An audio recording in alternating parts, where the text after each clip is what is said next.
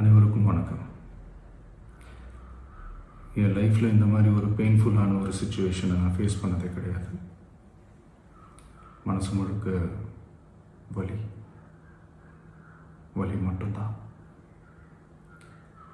இந்த சுற்றுப்பயணத்தில் என்னென்ன மக்கள் பார்க்க வராங்க, அதுக்கு ஒரே ஒரு காரணம் தான் அவங்க என் மேலே வச்சிருக்கிற அன்பும் பாசம். அந்த அன்புக்கும் பாசத்துக்கும் நான் எப்பவும் கடமைப்பட்டிருக்கிறேன். அதனால தான் இந்த சுற்றுப்பயணத்தில் மற்ற எல்லா விஷயங்களையும் தாண்டி மக்களுடைய சேஃப்டி, அதில் எந்த காம்ப்ரமைஸும் பண்ணிடக்கூடாதுன்றதுக்காக தான் அது என் மனசில் ரொம்ப ஆழமாக இருக்கும் அந்த எண்ணம். அதனால தான் இந்த அரசியல் காரணங்கள் எல்லாத்தையும் தவிர்த்துட்டு ஒதுக்கி வச்சுட்டு மக்களுடைய சேஃப்டி மட்டும் மைண்டில் வச்சுக்கிட்டு அதுக்கான இடங்களை சூஸ் பண்ணுறது, அதுக்கான இடங்களை பார்த்து பெர்மிஷன் கேட்குறது, போலீஸ் டிபார்ட்மெண்ட்டில் அதை ரிக்வெஸ்ட் பண்ணி கேட்போம். ஆனால் நடக்கக்கூடாதது நடந்துருச்சு. நானும் மனுஷன் தானே. அந்த நேரத்தில் அத்தனை பேர் பாதிக்கப்பட்டு இருக்கும்போது எப்படி அந்த ஊரை விட்டுட்டு என்னால் கிளம்பி வர முடியும்?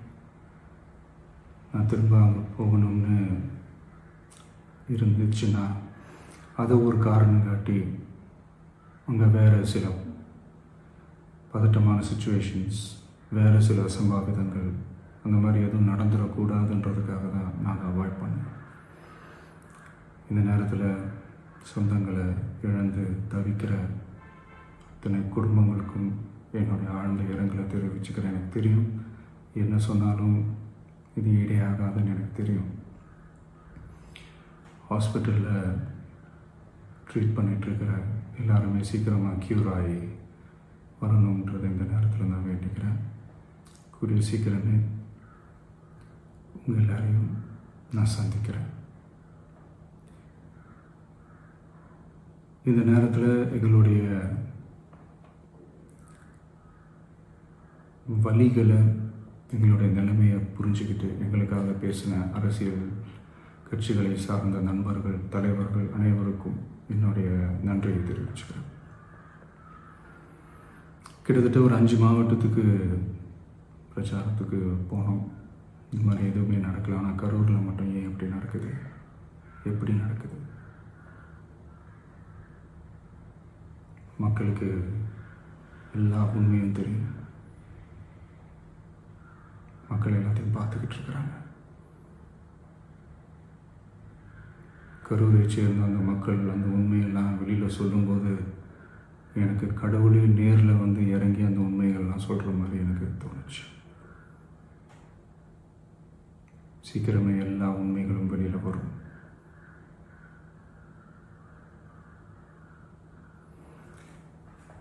எங்களுக்கு தரப்பட்ட இடத்துல நாங்கள் போய் அந்த ஸ்பாட்டில் நின்று நாங்கள் பேசிட்டு வந்தோம். அதை தாண்டி எந்த தவறும் எங்கள் சைடில் நாங்கள் எதுவுமே செய்யலை. பட் இருந்தாலும் எங்கள் கட்சியை சேர்ந்த நிர்வாகிகள், தோழர்கள் மேலே எஃப்ஐஆர், அது மட்டும் இல்லை சோஷியல் மீடியாவை சேர்ந்த நண்பர்கள், தோழர்கள் அவங்க மேலே எஃப்ஐஆர்லாம் போட்டு இப்போ பிடிச்சிக்கிட்டு இருக்கிறாங்க.